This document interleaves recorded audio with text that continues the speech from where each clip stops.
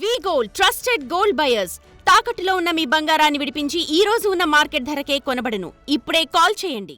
కర్నూలు ఘోర బస్సు ప్రమాదం ఇప్పటికే మనకు తెలిసిందే. అనేక మంది మృతి చెందారు. కొంతమంది ఎమర్జెన్సీ ఎగ్జిట్ ద్వారా తమ ప్రాణాలను దక్కించుకున్న పరిస్థితి. అందులో ఉన్న వ్యక్తే, ప్రాణాల నుంచి బయటపడ్డ వ్యక్తే రామారెడ్డి. ప్రస్తుతం ఎంజీ రామారెడ్డి ప్రస్తుతం మనం బాధితులతో ఒకసారి మాట్లాడదాం. ఎందుకంటే ప్రత్యక్షంగా బస్సు ప్రమాదం జరిగినటువంటి తీరు అనేది ఆయన కళ్ళ కట్టినట్టు చెప్తున్న పరిస్థితి మనకు కనిపిస్తుంది. ఇప్పటికే బిగ్ టీవీతో మాట్లాడారు. ఒకసారి మనం ప్రత్యక్షంగా తెలుసుకునే ప్రయత్నం. చెప్పండి రామారెడ్డి గారు, అసలు ఎట్లా ఉండే పరిస్థితి ప్రమాదం జరిగినప్పుడు? యాక్చువల్లీ నేనైతే ఆ టైంలో పడుకుని ఉన్నాను సార్. లోపల పడుకుని ఉంటే ఈ బ్యాక్ డోర్ ఫుల్గా దబదబా గుద్దుతున్నారండి. బ్యాక్ ఎండింగ్ డోరు గుద్దుతున్నారు. ఆ గుద్దుతంలో నాకు మెలకు వచ్చి ఏంటి అని అడిగి లోపే మొత్తం లోపలంతా పొగ. ఇంక ఎవరో ఏమున్నారో తెలీదు, ఎంతమంది ఉన్నారో తెలీదు. అరుపులు కేకలతో వేస్తున్నారండి. ఈలోగా ఏంటి అని అడిగే లోపు పాప ఆ బద్దలు కొట్టిన వాళ్ళు ఎవరైతే ఉన్నారో వాళ్ళు లోపల నుంచి దూకుతుంటా నన్ను కూడా చేయి పట్టుకుని ఒక ఆయన కాలు ఒక ఆయన చేయి పట్టుకుని బయటకు లాగేశాడు. లాగితే నేను కిందకి నేల మీద తిరిగి బ్యాక్ సైడ్ నేల మీద పడిపోయాను సార్. నా వెనకాల ఇంకొక ఆయన నా మీద పడిపోయారు. అయిపోయి మేము ఆ టైంలో నేను ఈ మొత్తంలోకి అలా ఒక 2 నిమిషాలు ఉండిపోయేటప్పటికి ఫ్రంట్ ఆల్రెడీ కాలిపోయి పేలిపోతుందండి బస్సు. ఫుల్ మంటలో టప్ పేలిపోతుంది. మాకేమో ఇదంతా బ్లడ్, ఇదంతా వర్షం.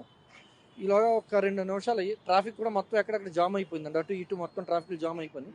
ఇంక మేము లెగలేని స్థితిలో వాళ్ళు ఎవరో వచ్చారు. వాళ్ళు మమ్మల్ని లేపి ఎడ్జీల మీద కూర్చోబెట్టి ఇలాగ ఇన్నోవా కార్ ఎవరిదో తెలియదండి పాపం. సడన్గా వాళ్ళు వచ్చి నాతో పాటు ఇంకొక 2 కూడా ఉన్నాం.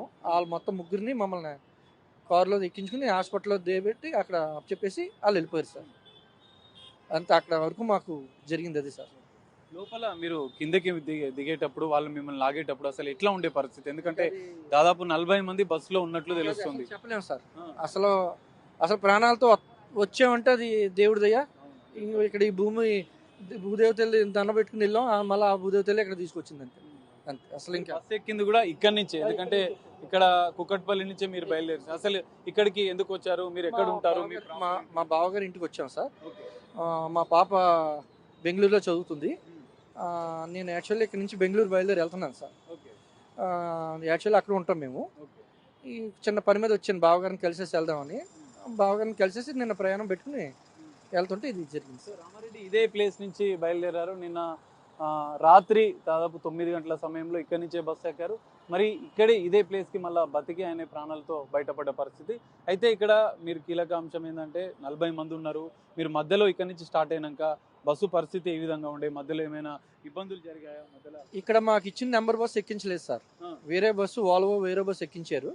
వై జంక్షన్కి వెళ్ళాక మాకు ఏ నెంబర్ అయితే ఇచ్చారో బస్సు నెంబరు ఆ బస్సులోకి షిఫ్ట్ చేశారండి. వై జంక్షన్ దగ్గర మీరు ఆ బస్సు వి కావేరీ ట్రావెల్స్ షిఫ్ట్ చేశారండి. మినీ వ్యాన్ కూడా కాదు, ఇక్కడ నుంచే బస్సు వేరే నెంబర్ బస్సు ఎక్కించి అక్కడ నుంచి పికప్ చేసుకుంటామండి. మీరందరూ అక్కడ వేరే బస్సుకి మారాలని మాకు ఇచ్చిన నెంబర్ బస్సుకి మార్చారండి. బస్సు లోపల అంతా కండిషన్ మాత్రం బాగుంది సార్. బాగుంది. స్లీపర్ బస్సే కదా? స్లీపర్ బస్సు అంతా బాగుంది. మిగతా మహిళలు, ఎందుకంటే మీరు ఫోన్ లో మాట్లాడేటప్పుడు కూడా ఆర్తనాదాలు విన్నట్టు ఆడవాళ్ళు అందరూ ఉన్నారండి. భయానకం కాదు సార్. అసలు మేమే బయటకు వస్తామో లేదో మాకే తెలియదు. ఇప్పుడు ఇలా మాట్లాడుతున్నాను కానీ ఆ క్షణం మనకి ఏంటనేది కూడా ఏమీ తెలియలేదు సార్. ఎవరు చెయ్యట్టు లాగారో తెలియదు, ఎవరు కింద పడేసారో కూడా నాకు తెలియదు. అసలు ఎవరు పట్టుకున్నారో కూడా నాకు తెలియదు. నేను లెగుతూ కూడా ఎలా లేసానో నాకు తెలియదు సార్. బయటపడ్డప్పుడు ఎట్లా ఉండే పరిస్థితి? ఎందుకంటే మిమ్మల్ని ఎంతమంది ఉన్నారు మీతో పాటు? నాతో పాటు 2, నా తర్వాత నా మీద ఇంకొకటి పడ్డాడండి. ఆయన ఎక్కడ పడిపోయి తెలియదు కానీ నాకంటే ముందు 2 పడడంలో నేను అలా లెగలపోయేటప్పుడు ఒక 2-3 నిమిషాలు సర్దుమాట అయ్యేటప్పటికి ఇది మంటలు పెద్ద మంటలు వచ్చి పేలుతుంటే ఇంకా మాకు అర్థం లేదు ఏంటో పేలిపోతుందని చెప్పి మేము అక్కడి నుంచి జస్ట్ ఎడ్జి కింద వాళ్ళు ఎవరో పాపం వర్షంలోనండి లారీ డ్రైవర్లు అందరూ మినీ కార్లు అందరూ వదిలేసి పరుగులు. వాళ్ళందరూ అటు ట్రాఫిక్ జామ్ ఇటు ట్రాఫిక్ జాము. వాళ్ళు ఎవరో ఎందుకో మరి అసలు అందరూ భయపడిపోయారు మమ్మల్ని చూసి. మాదంతా రక్తాలతో ఉన్నామండి. ఇంకొక ఆయన చెయ్యగడితే అయిపోయింది. వాళ్ళందరితో రక్తాలతో ఎవరి దగ్గర రాలేదు సార్. వాళ్ళు ఎవరో కార్లో వచ్చి వాళ్ళు మా ముగ్గురిని తీసుకెళ్ళి హాస్పిటల్లో పెట్టి జాయిన్ చేశారు. అక్కడ నుంచి ఎస్పీ ఆఫీస్ నుంచి మాత్రం ప్రతిసారి అరగంటకే సార్ ఎలా ఉన్నారు, సేఫ్గా ఉందా మీకు లేదా, సేఫ్గా ఉందా లేదని ఆయన ఎవరో సఫీ గారు ఎవరో కానిస్టేబుల్ ఎస్పీ ఆఫీస్ నుంచి ఆ ప్రతి పావుగంట 20 నిమిషాలు చేశారు, మీకు ఏం వెళ్ళొద్దు, అన్నీ మేము వస్తున్నాం, మీరు అన్నీ చేస్తాం, మీకు చేస్తాం. వాళ్ళు పాపం డిపార్ట్మెంట్, పోలీస్ డిపార్ట్మెంట్ వాళ్ళు మాత్రం మంచి నిమిషానికి అరగంటకి చాలా మూవ్ అయ్యి ఇచ్చారు సార్. మిమ్మల్ని బయట పడేసి నా ఫోన్కే చేసేవారు, వాళ్ళ కనవాళ్ళు ఇద్దరు ఉన్నా సరే నా ఫోన్కే చేసేవారు. ఎలా ఉంది రెడ్డి గారు, ఎలా ఉంది, మీరు వెళ్ళొద్దు, లేకపోతే ఉండండి, మేము వస్తాం అని. అయ్యో పేర్లు నాకు తెలియదు కానీ డిపార్ట్మెంట్ పెద్ద పై పోస్ట్ నుంచి కింద కానిస్టేబుల్ వరకు చేసేవారు సార్. వాళ్ళు ఎవరు ప్రతిసారి చేశారు. మిమ్మల్ని ఒకరు ఎమర్జెన్సీ నుంచి రక్షించారు, ఇంకా ఎవరైనా రక్షించే ప్రయత్నం చేశారా? ఎందుకంటే వాళ్ళ ఆర్తనాదాలు, అరుపులు రక్షించడానికి అది ఉన్నది చిన్న కిటికీ సందు సార్, అది పెద్ద మిర్రర్ కాదు,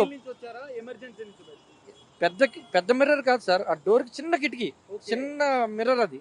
ఆ డోర్ చూడండి, మనకి పెద్ద బస్సులకి వెనకాల చిన్నది పెడతారు కదా సార్, అది డోర్ అండి, మిర్రర్ కాదు అది. దాన్ని గుద్దుతోటికి నేను లాస్ట్కి లేచాను. అప్పటి వరకు 2 నిమిషాల ముందు 3 నిమిషాల ముందు గుద్దుతున్నారట, నాకు తెలియదు. ఆ సౌండ్కి ఏంటి అని లేచేటప్పటికి మొత్తం పొగ లోపల, ఈ లెఫ్ట్ రైట్ కాకుండా సెంటర్ అంతా కూడా పొగతోటి అరుపులు కేకలు, అరుపులు, ఆడవాళ్ళు అందరూ అరుతున్నారు. ఇంకా నేను వెనక చూసి అటు వెళ్ళి లోపు కూడా ఛాన్స్ లేదండి. ఇలా ఒకడేమో ఇలా చేయి పట్టుకున్నాడు, ఒకడు ఇలాగా కాళ్ళెట్టుకు లాగేశారు సార్. నిజంగా ఈ రోజు మీరు ప్రాణాలతోనే బయటపడ్డారంటే భగవంతుని దయ. ఇదే రోజు మీ బర్త్డే అని కూడా తెలుస్తుంది. బర్త్డే రోజు భగవంతుని దయతో మీరు బయటపడ్డారు. ఇట్లా ఏం చెప్తారు? నేను చెప్పేది ఏం లేదు సార్, దేవుడు సాయం చేశాడు, దేవుడు నిలబెట్టాడు అంతే. కరెక్ట్. ఏ సమయంలో జరిగింది? మిగతా వాళ్ళంతా కూడా అప్రమత్తం అయ్యారా? మొత్తం అందరూ నిద్రలో ఉన్నారు సార్, అందరూ నిద్రలో ఉన్నారు, ఆడ నిద్రలో ఉన్నారు సార్, అందరూ నిద్రలో. కొంతమంది అయితే నాకు తెలిసి లేగలేదు, ఇంకా అలా పడుకుని ఉండిపోయారు పాపం. కొంతమంది అరుపులకి లాస్ట్లో వేసి ఉంటే అప్పటికే ఫైర్ అయిపోయింది మొత్తం సగం. అదే మేము ఫ్రంట్ ఉంటే మేము ఈ రోజు నేను కూడా మీకు మాట్లాడలేదు. బండి తాకింది అంటున్నారు, ఎందుకంటే బండి యాక్సిడెంట్ అయింది. పెట్రోల్ ట్యాంక్ అది ఇప్పుడు చెప్తున్నారండి, నాకు కూడా ఫోన్ చేస్తున్నారు కదా, ఫోన్ చేసే వాళ్ళు యాక్చువల్లీ ఫస్ట్ బండి కింద బైక్ తగిలేసి అయింది అంటున్నారు. అది నిజంగా నాకు తెలియదు, కానీ మేము నడిచి ఒక 600-700 మీటర్ దూరంలో బైక్ డూమ్ మాత్రం ఉందండి అక్కడ. ఇప్పుడు వాళ్ళు చెప్పాక ఆ మొత్తంలో మేము చూసింది డూమ్ ఉందండి, బైక్ డూమ్ ఉంది. ప్రమాదం జరిగిన తర్వాత అసలు బయట పరిస్థితులు ఏముండే? మిగతా ఎవరైనా వాహనాల వాళ్ళు సహాయం చేయడానికి ఎవరు కొన్ని వీడియోలు వైరల్ గా సార్, ఎవరో సాయం చేయడానికంటే పేలుతుంది సార్, బస్సు అది పేలుతుంటే అందరూ పరుగులెట్టేశారు. ఆ లారీ డ్రైవర్లు కూడా పరుగుని వచ్చారు, కానీ వాళ్ళు కూడా పారిపోయారు సార్ దూరంగా. ఇంకా లాస్ట్ పాపం వాళ్ళు ఎవరో కారులో వచ్చారు సార్, మాత్రం వాళ్ళు ఎవరో మరి నేను అడ్రస్ కార్డు తీసుకోలేదు, అడగలేదు. ఆ వర్షం తడిసిపోయి వణుకుతోటి మాకు వాళ్ళ నిజంగా ఆ టైంలో హాస్పిటల్ తీసుకెళ్లాలన్నా కూడా జడుతారు మొత్తం. ఇంకంతా ఇవన్నీ బట్టలు మార్చేసాం సార్ అక్కడ. వాళ్ళు ఫ్రంట్ సీట్ లో మంటలు ఫ్రంట్ సైడ్ వచ్చినాయి. ఫ్రంట్ సీట్ లో ఉన్న వాళ్ళంతా కూడా దగ్ధమైపోయిన పరిస్థితి. మీరు బ్యాక్ సీట్ లో ఉండడం వల్లనే ఈ రోజు బయటపడ్డారని తెలుసు. మీ సీట్ నెంబర్ ఎంత? మీరు బయటపడ్డ వాళ్ళకి, మిమ్మల్ని బయట పడేసిన వాళ్ళకి ఏం చెప్తారు? అప్పర్ 19 అండి, అది పై సీట్ అండి. నన్ను బయటికి తీసిన వాళ్ళు వాళ్ళెవరో కూడా నాకు తెలియదు. ప్రతి ఒక్కరికి నాకు ఎవరైతే ఆ యొక్క పొగలో కూడా నన్ను ఎవరైతే చెయ్యట్లాగారో ఎవరెవరు కూడా తెలియదు సార్. నా జీవితం అంతా వాళ్ళే నాకు జన్మనిచ్చారు సార్. మీ ఫ్యామిలీ బ్యాక్గ్రౌండ్ ఏంటి? మీరు ఎక్కడ, మీ ప్రాపర్ ఎక్కడ, మీ కూతురు, మీ పిల్లలు? మా ఫాదర్ అగ్రికల్చర్ అండి, మాది ఇప్పటి నుంచి అగ్రికల్చర్ ఫ్యామిలీ. బ్రదర్ వాళ్ళు ఇన్స్టిట్యూట్స్ ఉన్నాయి. సొంతూరు పందలపాక అండి, అనపర్తిలో ఉంటారు. ఫాదర్ మదర్ కూడా పందలపాకలో ఉంటారు సార్. మా బావగారిని తెలిసి 6:37 వరకు ఏం చెప్పలేదు సార్. నేను వస్తున్నాననే తెలుసు. వాళ్ళు ఎవరికి ఇంకా మార్నింగ్ నేను ఫోన్ చేస్తే వాళ్ళు ఏదో నన్ను సర్ప్రైజ్ చేయడానికి ప్లాన్లో వాళ్ళు ఉన్నారు. నెమ్మదిగా నేను ఏం చేశానంటే ఫోన్ చేసి కొద్దిగా ఇలాగా ఏమనుకోవద్దు, నేను మళ్ళీ బస్సు దారిలో ఆగిపోయింది, నేను మళ్ళీ రిటర్న్ వెళ్ళిపోతున్నాను హైదరాబాదు అన్నానండి. ఫస్ట్ చెప్పింది అదే. మళ్ళీ పావుగంట అరగంటల తర్వాత మళ్ళీ, ఎందుకంటే అక్కడ ఆల్రెడీ డిఎస్పీ ఆఫీస్ నుంచి అందరూ ప్రెస్ వాళ్ళు వస్తారు సార్, మీరు కంపల్సరీ మీరు విట్నెస్ ఉన్నారు, మీరే బయటకు వచ్చి ఉంది అన్నాక నేను ఫోన్ చేసి కొద్దిగా ఇలాగా చిన్నది యాక్సిడెంట్ అయ్యింది, కంగారు పడకండి, నేను సేఫ్గా ఉన్నానని చెప్పింది.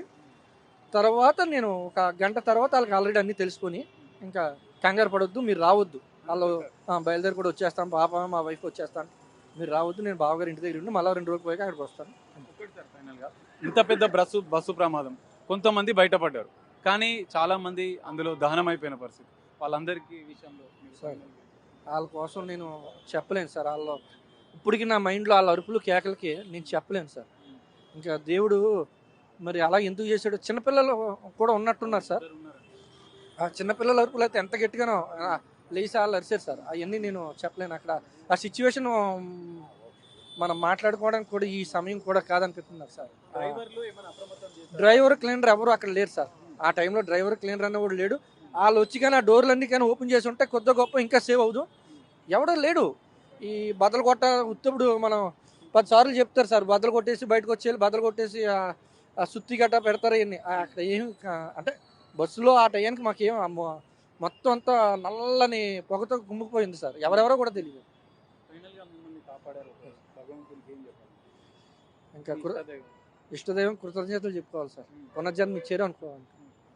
Thank you sir.